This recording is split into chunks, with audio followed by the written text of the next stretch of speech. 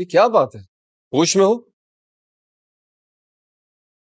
मतलब मैं किसी भी लड़की से बात करूंगा तो इन्वॉल्व हूं उसमें मैं। तुम्हारा इतना एक्सपोजर है, दुनिया घूमी हुई हो।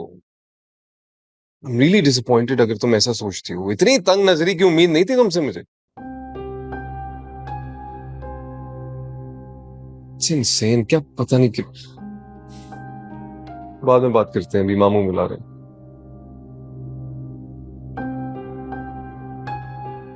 शायद अलमीर ठीक ही कह रही। मानिया भाभी तो वैसे भी जाहिल है, लेकिन अब मामू क्यों बुला रहे? कैसे समझाऊं तुम्हें बेटा? जब खानदान इकट्ठे रहते हैं तो एक दूसरे से जुड़े रहते हैं, किसी भी बुरे वक्त में एक दूसरे का हाथ थाम सकते हैं।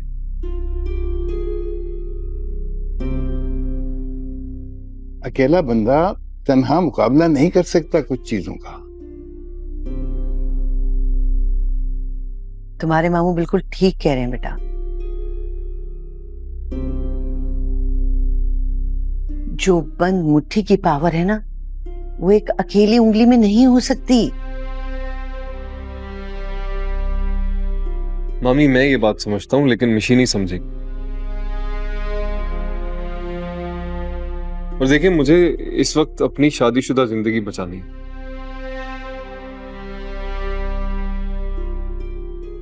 मिशी किसी सूरत तैयार नहीं है यहां रुकने के लिए। उसको प्रॉब्लम क्या है यहां रहने से? इस घर का माहौल मामू। उसने कभी ऐसा माहौल नहीं देखा। भैया की पाबंदियां और ये सख्ती, इससे घुटन होती है उसको। बिला वजह की रोक टोक उससे बर्दाश्त नहीं है। अब बेटा, ये तो तुम गलत बात कर रहे हो, बिला वजह की रोक टोक। देखो, हर घर के कुछ उसूल होते हैं। उस घर के सरबराह को उस घर को अच्छे तरीके से चलाने के लिए, मुनज़्ज़म तरीके से चलाने के लिए कुछ उसूल लागू करने पड़ते हैं। और कभी बहुत मोहब्बत से इस घर को चला रहा है, बहुत मोहब्बत से। अलमीर, देखो मेरी बात सुनो। तुम वानिया के मिजाज को बहुत अच्छी तरह से जानते हो, और वो यही डंडोरा पीटती रहती है मुझसे कि मुझे अलग घर चाहिए, मुझे अलग घर चाहिए, लेकिन मैं उसकी बात नहीं मानता।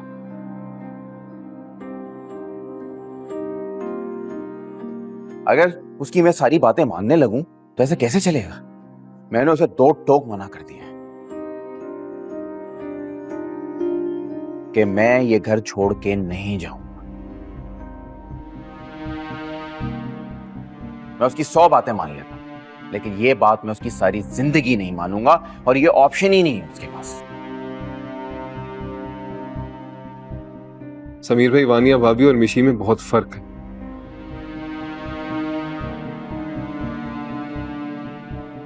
मिशी टूटे हुए घर से सारी जिंदगी हॉस्टल्स में रही है।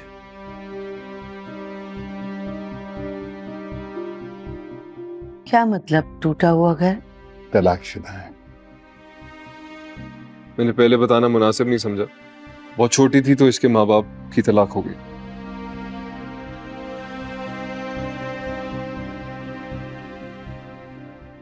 तुम्हें इतनी वजाहतें देने की ना जरूरत नहीं है।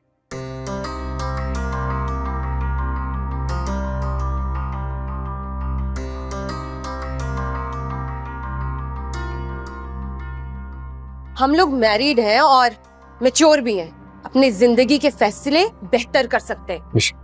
प्लीज, ये सारी बहस सिर्फ इसलिए हो रही है ना कि भैया प्रॉपर्टी में से हिस्सा नहीं देना चाहते।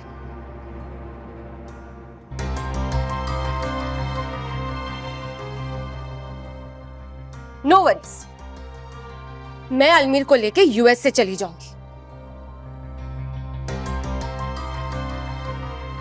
और मेरे मॉम डैड हम दोनों को सपोर्ट कर लेंगे।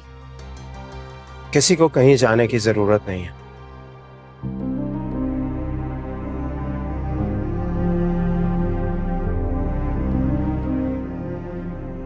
मैं अलमीर को इसका हिस्सा देने के लिए तैयार हूं।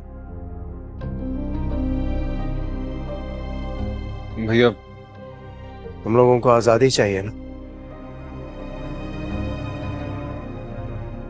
मेरे असूलों से दम घुटता है तुम लोगों का, तो ठीक है, बताओ कितना हिस्सा चाहिए मेरी जायदाद में? क्या डिमांड है तुम्हारी? हमारा मतलब तो यही है ना कि तुम्हें एक सेपरेट लाइफ चाहिए।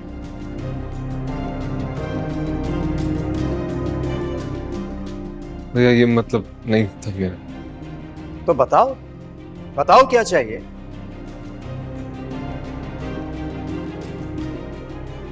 भैया भैया अभी कैसी बातें कर रहे हैं?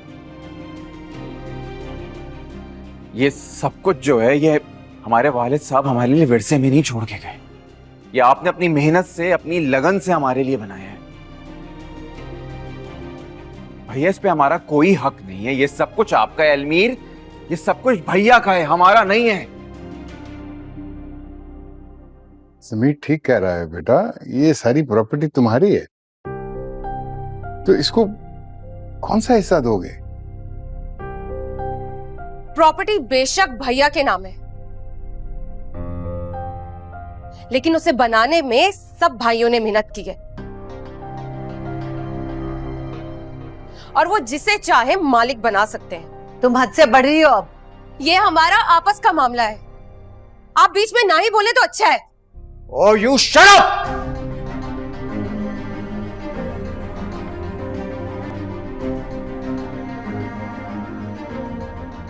मुमानी और मामू इस घर के बड़े हैं।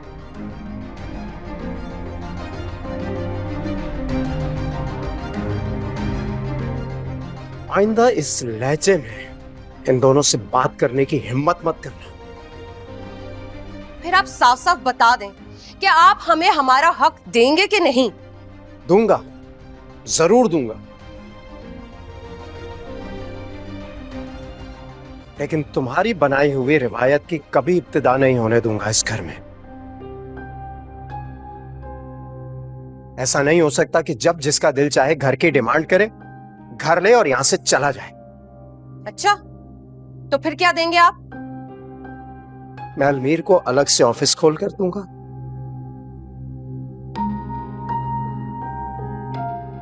उसे फाइनेंस भी करूंगा बिजनेस के लिए।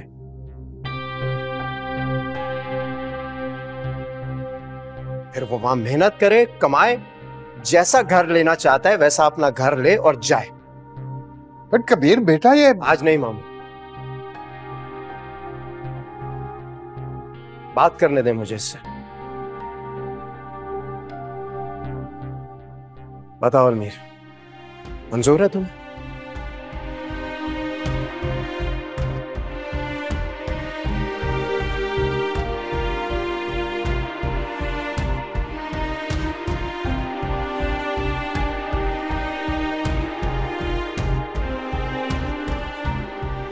मैं तुमसे कुछ पूछ रहा हूं अलमीर।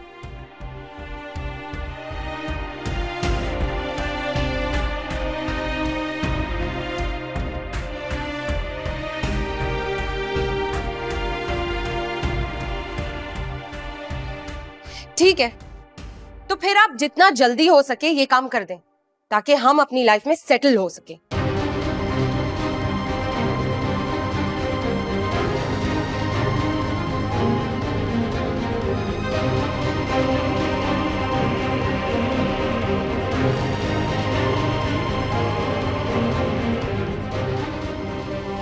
मामू, क्या हो रहा है मेरे घर में?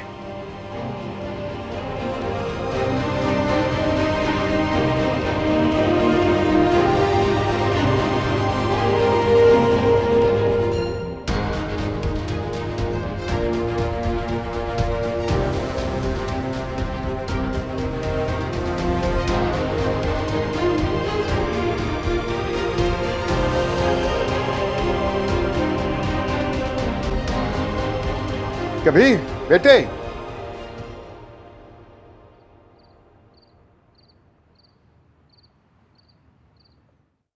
What nonsense. ये हमारा राइट था, लेकिन वो तो शर्तों पर देंगे। खुद को हमारा मालिक समझते हैं, कह रहे हैं कि घर में कोई हिस्सा नहीं है, बिजनेस फाइनेंस कर देंगे। Wow, he is doing us a favour.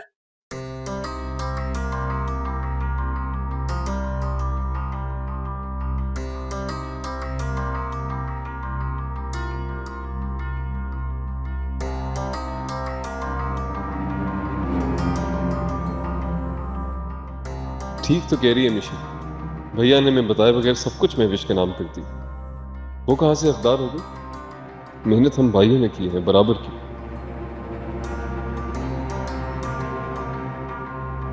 ये तुम क्यों इतने चुप हो गए? क्या सोच रहे हो? वहां भी तुम्हारी जबान से कुछ निकला नहीं और अब यहां भी चुप हो। तुम्हारी इसी खामोशी की वजह से ना वो तुम्हारा फायदा उठा रहे अलवी। अगर तुम खुशी से इस तरह से अपना हक उन्हें दे दोगे तो तुम्हारे साथ तो ज्यादती ही होती रहेगी ना। ऑनेस्टली भैया की प्रॉपर्टी में कोई हिस्सा नहीं है मेरा, और ना मैंने बिजनेस में इतना कंट्रीब्यूट किया है कि उनसे कुछ डिमांड करूं।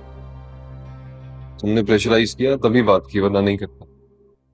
फॉर गॉड सेक्स, ये फजूल लॉजिक मुझे मत दो।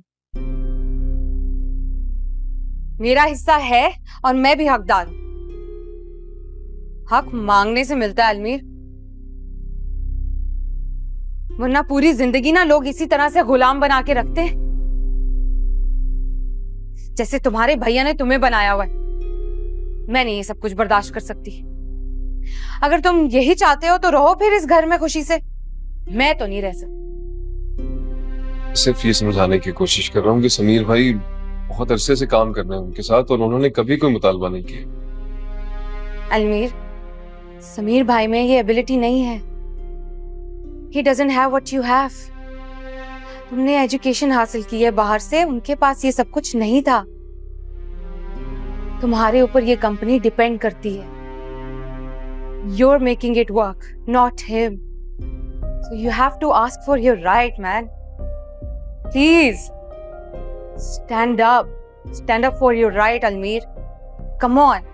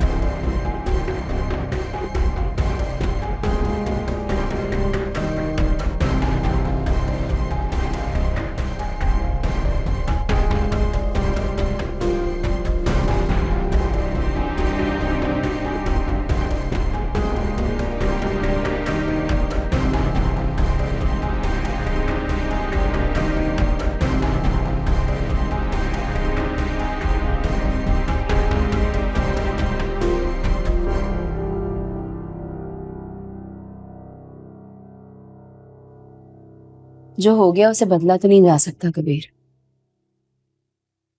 क्या पता इस फैसले में आपके लिए और अलमीर के लिए कोई बेहतरी छुपे हो। अल्लाह ताला के हर फैसले में, हर काम में कोई ना कोई मसलहत जरूर होती है। ठीक कह रहे हो, लेकिन मुझे अफसोस इस बात का नहीं है कि उसने मुझसे अपना हक मांगा, एक घर छोड़ने का फैसला किया। बस जो बात मुझे अंदर ही अंदर खाए जा रही है वो ये है कि उसने अपने भाई की मोहब्बत पर शक किया। वालिदैन की वफात के बाद मेरे लिए सबसे इम्पोर्टेंट यही था कि मैं इन सबको अच्छी जिंदगी दे सकूं। ये दौलत या आसाइशें मैंने अपने लिए तो नहीं बनाई, इसलिए बनाई थी कि इन सबको किसी चीज की कमी ना हो। मैं जानती हूँ कबीर, मुझे एक्सप्लेन करने की जरूरत नहीं है, मैं बहुत अच्छी तरह जानती हूँ। एक बात ना हमेशा याद रखिएगा, नेक नियति से किए गए हर काम का गवाह अल्लाह ताला खुद होता है। आप देखिएगा एक दिन, चाहे वो फरे हो या अलमीर, एक ना एक दिन ये मिसअंडरस्टैंडिंग्स और ये बदगुमानियां जो है ना वो खत्म होंगी और ये घर एक दफा फिर खुशियों से भर जाएगा। ऐसा हो सकता है? बिल्कुल हो सकता है, बिल्कुल हो सकता है, आप यकीन रखें। आपकी मोहब्बत बहुत ऑनेस्ट है, बहुत सच्ची है।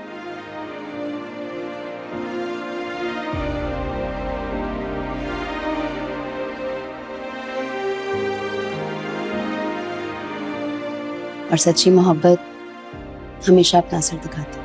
मुस्कुराते लम्हों में जिंदगी को देखा है, ख्वाब से हकीकत तक हर खुशी को देखा है। आरज़ू अधूरी सी रह गई है जो दिल में, कब यहाँ ज़माने ने इस कमी को देखा है। ढूंढते हैं जाने क्या ये नैना बाबरे, कतरा कतरा ये आंसू बहते हैं, टूटे बिखरे हम अंदर से रहते हैं। कतरा कतरा ये आंसू बहते हैं, टूटे बिखरे हम अंदर से रहते हैं।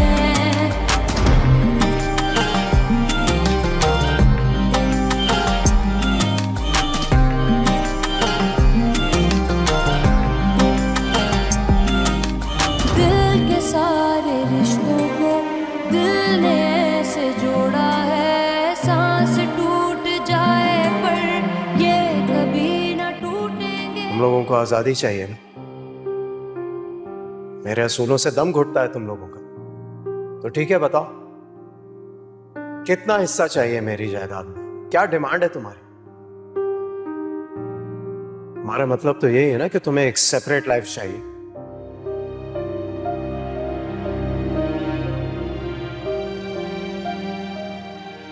क्या मैंने ठीक किया? भैया बहुत दुखी लग रहे थे, वो मुझे खुद से अलग नहीं करना चाहते।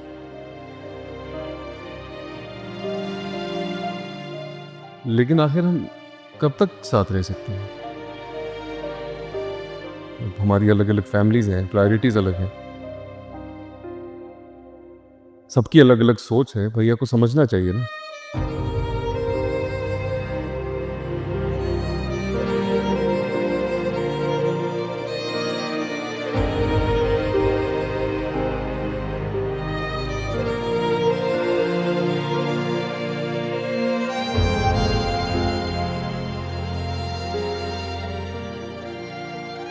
और निशी ठीक कहती है, मेरे आने से कंपनी की साख में इजाफा हुआ है, तो मेरा हिस्सा तो होना चाहिए। मैंने कुछ गलत नहीं किया। खुश नसीबियां अपनी अपनों के ही दम से है, रूठ जाएगी किस्मत ये अगर जो रूठेंगे। चाहते कि कम ना हो, बस यही तो चाहा था, गम से आंख नम ना हो, बस यही तो सोचा था। जिंदगी की राहों में दूर तक कहीं भी ये दूरियों के गम ना हो, बस यही तो मांगा था।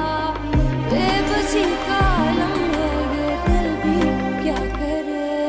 कतरा कतरा ये आंसू बहते हैं, टूटे बिखरे हम अंदर से रहते हैं। कतरा कतरा ये आंसू बहते हैं, टूटे बिखरे हम अंदर से रहते हैं।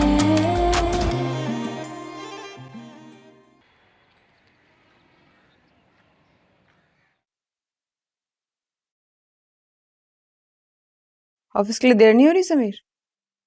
बस निकल रहा हूँ थोड़ी देर में। जैसे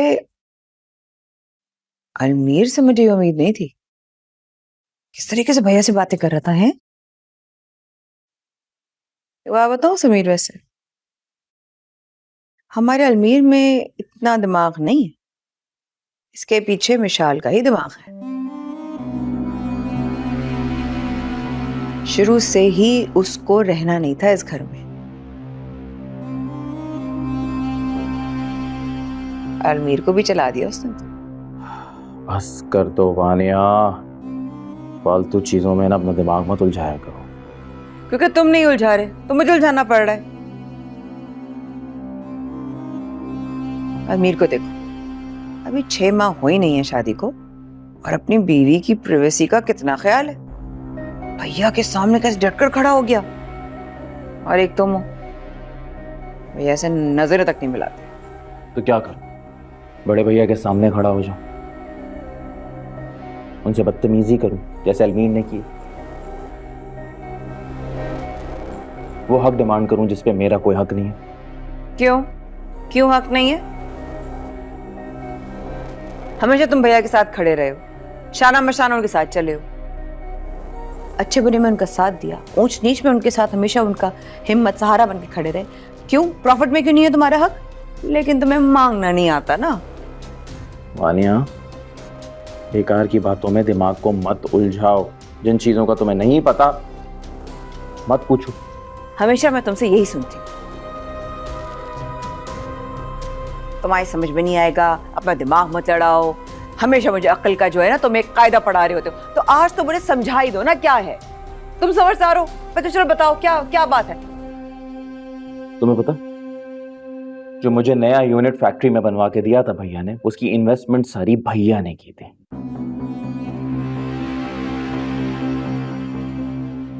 जितना भी प्रॉफिट मैंने बनाया है ना, उसमें से 1 रुपया भैया ने वापस नहीं लिया। इनफैक्ट जितना आज तक मुझे नुकसान हुआ, सारा भैया ने अपनी जेब से भरा। पता है तुम्हें इस बात का? नहीं, आई एम श्योर नॉट। मेरे तुम्हारे शरीर के जितने भी खर्चे हैं ना, सारे खर्चात भैया उठाते हैं। ये जो तुम्हारा लेविश लाइफस्टाइल है ना, इसके पैसे भी भैया ही देते हैं। क्या करूं, उनके सामने खड़ा हो जाऊं, जाके बोलूं मुझे मेरा हक चाहिए, मुझे मेरा हिस्सा चाहिए? किस मुंह से मांगू? तुम अपना ना दिमाग ठीक करो, ऐसा ना हो ये जो कुछ है ना तुम्हारे पास, ये सब छिन जाए। छिने ना छिने, इसके कहने की वजह से जरूर छिन जाएगा मुझसे।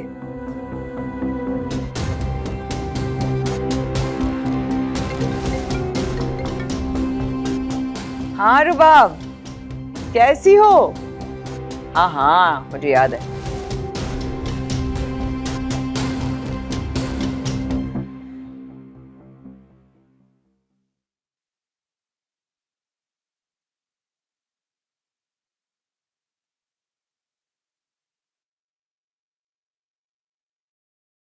पता नहीं भैया इस बार अमल की फीस जमा कराएंगे या नहीं। लंबा खर्चा है, एनुअल चार्जेस और एग्जामिनेशन फीस मिला के कोई लाख रुपए देने होंगे। 2 दिन का टाइम है, अरेंज करना होगा। भैया से इख्तिलाफ करने में तो मेरा नुकसान ही नुकसान है। शुएब, क्या बात है? आप परेशान लग रहे हैं। नहीं, कोई बात नहीं। आप खुद ही तो कहते हैं कि मैं आपके दुख सुख के साथी हूँ, फिर आप मुझसे शेयर नहीं करेंगे क्या? ऐसी कोई बात नहीं है, वहम है तुम्हारा। चलें ठीक है, अगर आप मुझे नहीं बताना चाहते तो कोई बात नहीं, लेकिन मैं जानती हूँ जरूर कोई परेशानी है जो आपको परेशान कर रही है। वो असल में अमल के स्कूल से फी वाउचर आया है, तो इस बार अमाउंट खासा बड़ा है। एनुअल चार्जेस और एग्जामिनेशन फीस वगैरह। लेकिन फीस तो भैया देते हैं, तो आप क्यों परेशान हो रहे हैं? मगर फरीब भैया से तो कितनी अमाउंट है? लाख से ज्यादा है। लेकिन तुम फिक्र ना करो, मैं हैंडल कर लूंगा। भैया तो हर बार बगैर कहे अकाउंट में ट्रांसफर कर देते हैं। वाउचर तो उनके पास भी आता होगा, मगर इस बार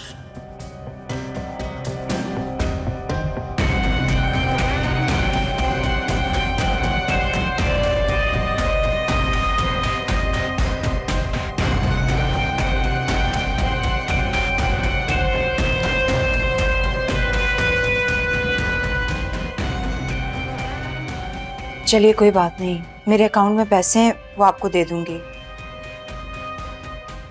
आप फीस भर दीजिएगा। अमल हमारी बेटी है, हमारी भी तो कुछ जिम्मेदारी बनती है। नहीं फरी, ये मेरी जिम्मेदारी है और ये जिम्मेदारी मैं ही उठाऊंगा।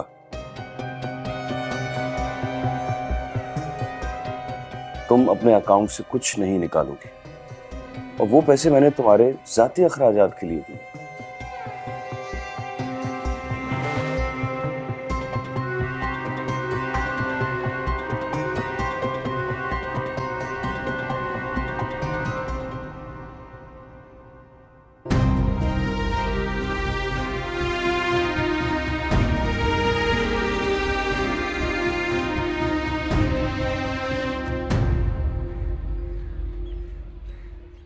हाँ, मैंने एडवांस पेमेंट कर दी है। तुम बस जाकर देख लो, ज़रा बेसिक फर्नीचर वगैरह ऑर्डर कर दो।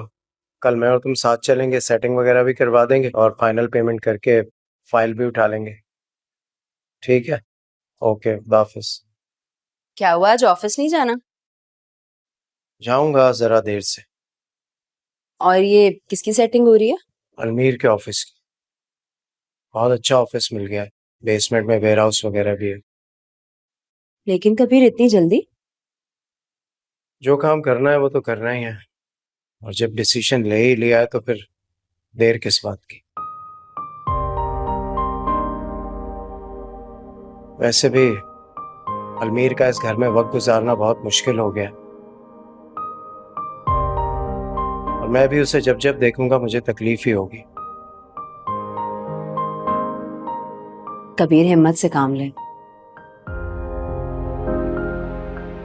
आज तक आपने अपने सारे फराइज बखूबी निभाए, इस चीज को भी अपना फर्ज समझ के अदा करें। आपके लिए आपके बहन भाइयों की खुशी हमेशा अहम रही है।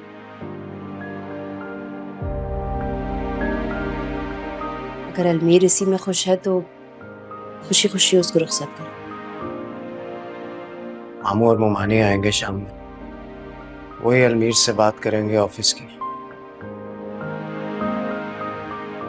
मैं तो इस टॉपिक पर बात ही नहीं करना चाहता, हिम्मत भी नहीं है मुझ में।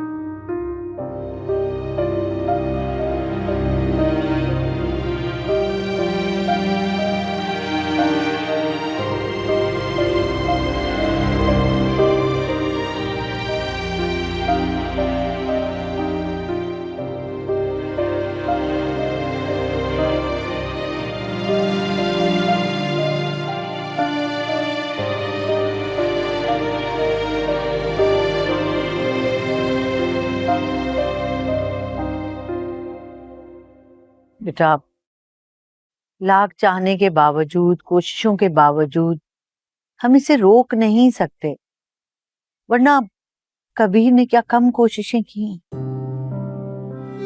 मैं जानती हूँ मम्मी, अलमीर पर अब विशाल भाभी के सिवा किसी की कोई बात का असर नहीं होता। मुझे तो अलमीर पे हैरत हो रही है। इतना सुलझा हुआ, समझदार, नरम दिल का हुआ करता था, अब तो उसे किसी की बात समझ में नहीं आती। ये तो छोड़े अम्मी, मतलब उसे भाई के ना आंसू नजर आते हैं ना ही तड़प। ऐसा सोच भी नहीं सकती थी मम्मी, वो इतनी जल्दी भाभी कितनी फरमाबरदारी करने लगेंगे। आप जैसे भाई से बदतमीजी करते हुए उसे शर्म नहीं आएगी। पहले बाजी और अब अलमीर, भैया तो बुरी तरह टूट जाएंगे। यही तो मैं और जलाल साहब को इस बात की वजह से इतने परेशान हैं कि कबीर ये सब कैसे बर्दाश्त करेगा। वो तो बहुत हसास है मेरा बच्चा। चलो अगर औलाद की खुशी की कोई तवक्का होती तो फिर भी बर्दाश्त कर लेता वो ये सब कुछ। वो तो ये खुशी भी छिन गई उससे। वो अरसलान, वो तुम कुछ सर्च कर रहे थे ना, क्या हुआ? कुछ सुराग मिला? नहीं, अभी तक तो कुछ नहीं मिला, लेकिन मुझे उम्मीद है कुछ ना कुछ जरूर मिल जाए। ऐसे नहीं छोड़ूंगा। अरे अब कुछ पता भी चल जाएगा तो क्या फायदा, वक्त थोड़ी लौट कर वापस आएगा। मगर अम्मी, उस कम ज़र्फ का पता तो चल जाएगा ना जिसने ये घटिया हरकत की है।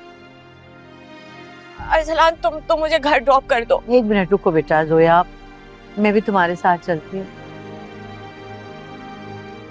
क्योंकि तुम्हारे मामू जो है वो तो ऑफिस से वहीं आ जाए। ठीक है, बल्कि मैं ऐसा करती हूँ कि खाना लगाती हूँ, पहले हम खाना खाते हैं फिर हम साथ चलेंगे। नहीं नहीं मम्मी, मुझे बिल्कुल भूख नहीं है, मेरा कुछ भी खाने को दिल नहीं कर रहा। ऐसा कुछ भी नहीं है, मुझे यकीन है। तुमने सुबह से कुछ नहीं खाया होगा, शाबाश उठो, चलो कुछ खा लेते हैं। भैया ने भी कुछ नहीं खाया था मम्मी, सिर्फ जूस पिया था।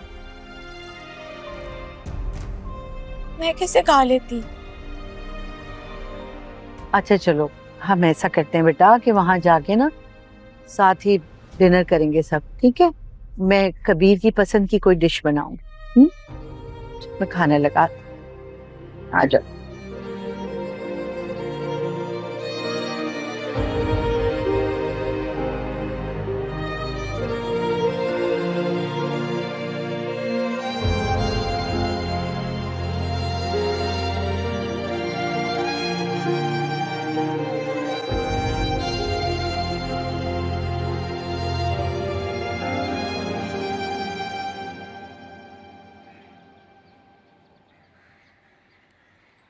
बस मामू, मैं भी यही चाह रहा था सब चीज़ें जल्द से जल्द हो जाए। बस देखें, अल्लाह ताला ने सुन ली, सब काम हो गए। तो ये दफ्तर कहाँ लिया? बस ये सामने कमर्शियल एरिया, ये जो नया बना है ना, इसी में है। अरे ये तो बहुत उम्दा बात है, अच्छा हो गया। जी जी, बहुत अच्छी जगह है, बेसमेंट वगैरह भी साथ है। पहले उसने कोई और ऑफिस दिखाया था, फिर कहने लगा फर्निश करने में टाइम लगेगा, तो एक फर्निश्ड ऑफिस मिल रहा था, प्राइस भी अच्छी थी, मैंने फिर कहा यही ले लेते हैं। चलो अच्छा हो गया ये सब। आप चलिएगा ना साथ, पेमेंट करेंगे, फाइल वगैरह लेकर फिर अलमीर को दे देंगे। हाँ हाँ बिल्कुल बिल्कुल चलेंगे। अस्सलाम वालेकुम। वालेकुम सलाम। क्या हाल है बेटा? हाँ समीर, बैठो। भैया आपने बुलाया मुझे? हाँ देखो, कल से तुम अलमीर के कमरे में बैठोगे।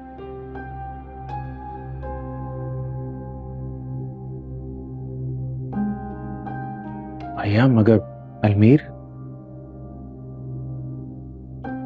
को नया ऑफिस परचेज करके दे दिया है। कुछ सामान है उसका, वो आएगा लेने के लिए, उसके बाद तुम वहां शिफ्ट हो जाना।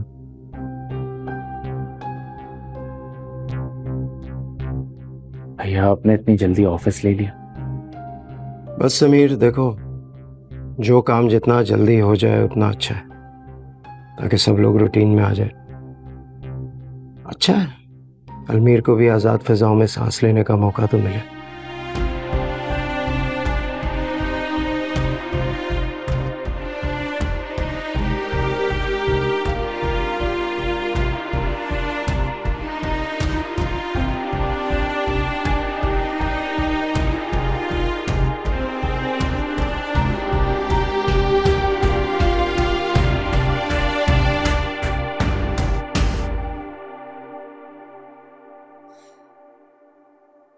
हालांकि मैं इन लोगों को साफ साफ बता चुकी थी कि मुझे 1 हफ्ता या उससे ज्यादा लगेगा, लेकिन महविश फिर भी हर 1 घंटे के बाद वापस कॉल आती है उनकी, ये पूछने के लिए कि मैं कब वापस आऊंगी। इसका मतलब है कि तुम्हारे चाचा अभी तक यहीं हैं?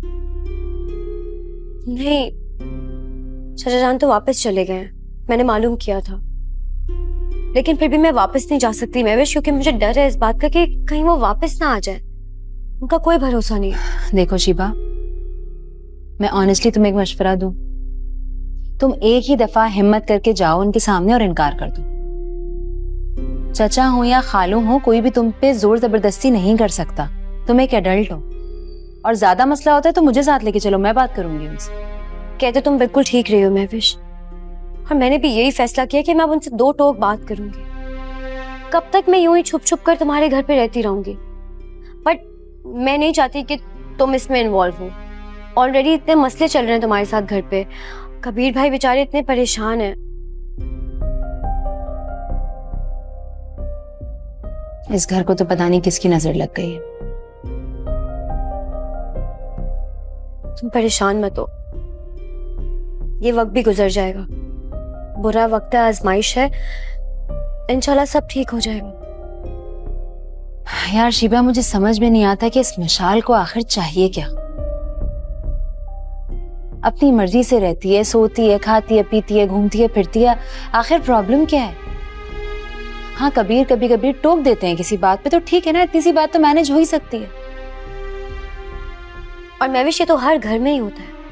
बड़े बुजुर्ग बातें कहीं कह देते हैं, यहाँ पर तो कोई है ही नहीं, तो कबीर भाई ही बड़े हुए। अगर वो कुछ कह देते हैं तो उसमें बुरा मानने वाली कौन सी बात है? तो मैं ऑनेस्टली एक बात बताऊं, मुझे वानिया भाभी की कदर हो गई है।